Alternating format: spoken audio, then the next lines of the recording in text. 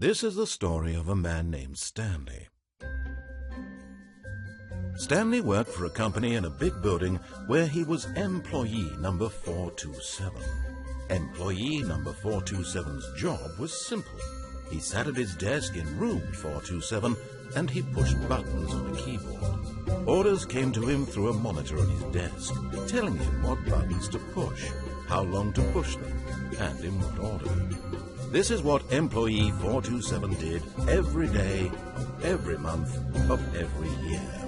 And although others might have considered it soul-rending, Stanley relished every moment that the orders came in, as though he had been made exactly for this job. And Stanley was happy. And then one day, something very peculiar happened. Something that would forever change Stanley. Something he would never quite forget. He had been at his desk for nearly an hour when he realized that not one single order had arrived on the monitor for him to follow. No one had showed up to give him instructions, call a meeting, or even say hi. Never in all his years at the company had this happened, this complete isolation. Something was very clearly wrong. Shocked, frozen solid, Stanley found himself unable to move for the longest time. But as he came to his wits and regained his senses, he got up from his desk and stepped out of his office.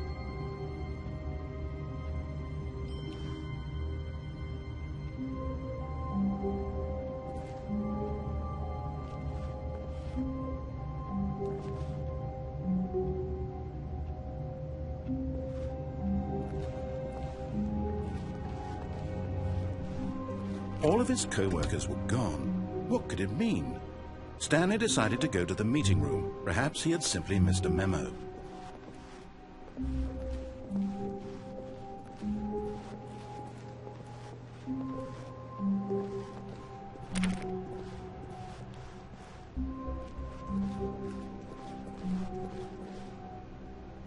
When Stanley came to a set of 2 open doors, he entered the door on his left.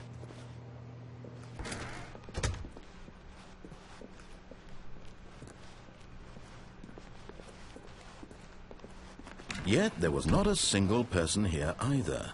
Feeling a wave of disbelief, Stanley decided to go up to his boss's office, hoping he might find an answer there.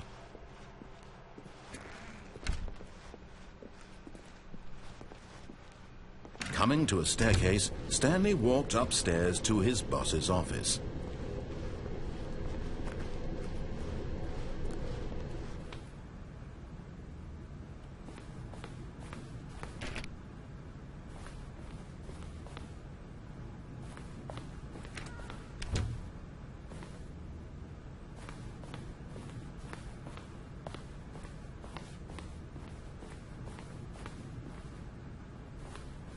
Stepping into his manager's office, Stanley was once again stunned to discover not an indication of any human life.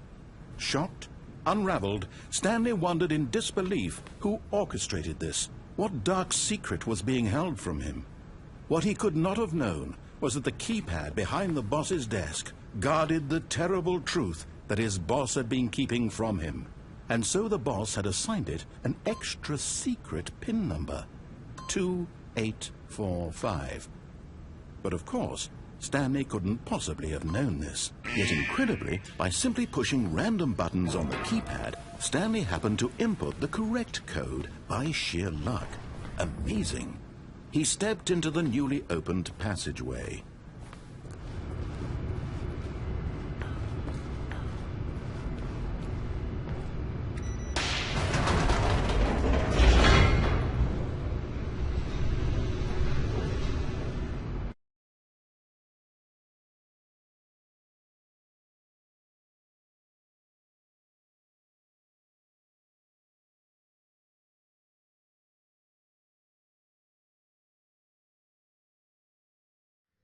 Descending deeper into the building, Stanley realized he felt a bit peculiar. It was a stirring of emotion in his chest, as though he felt more free to think for himself, to question the nature of his job.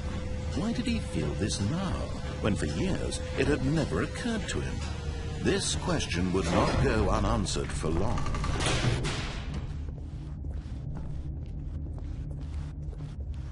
Stanley walked straight ahead through the large door that read Mind Control Facility.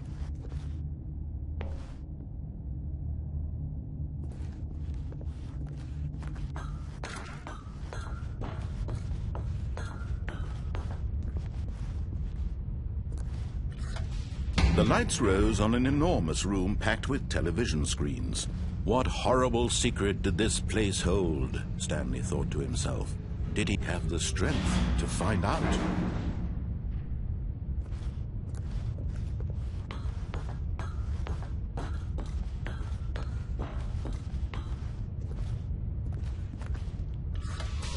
Now the monitors jumped to life, their true nature revealed.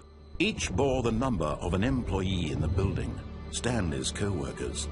Lives of so many individuals reduced to images on a screen, and Stanley, one of them, eternally monitored in this place where freedom meant nothing.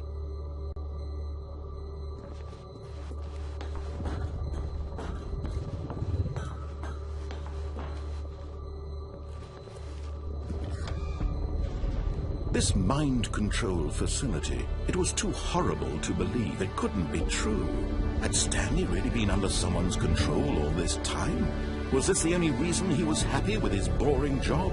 That his emotions had been manipulated to accept it blindly? No, he refused to believe it. He couldn't accept it. His own life in someone else's control? Never! It was unthinkable, wasn't it? Was it even possible?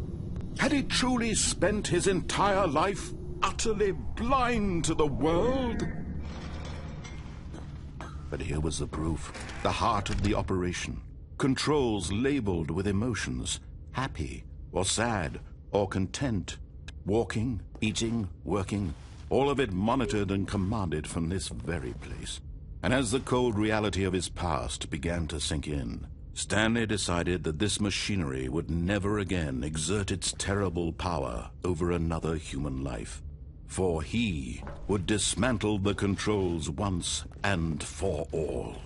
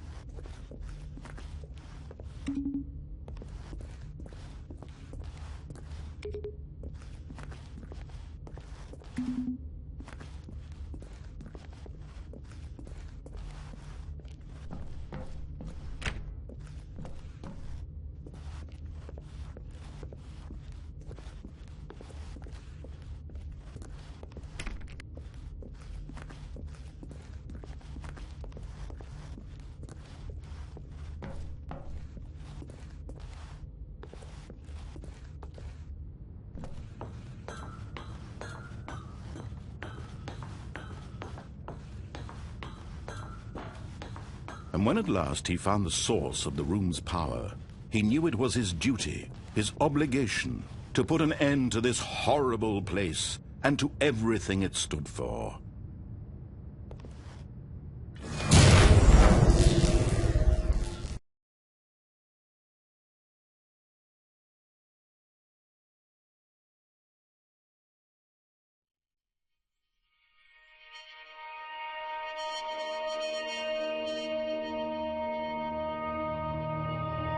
Blackness, and a rising chill of uncertainty.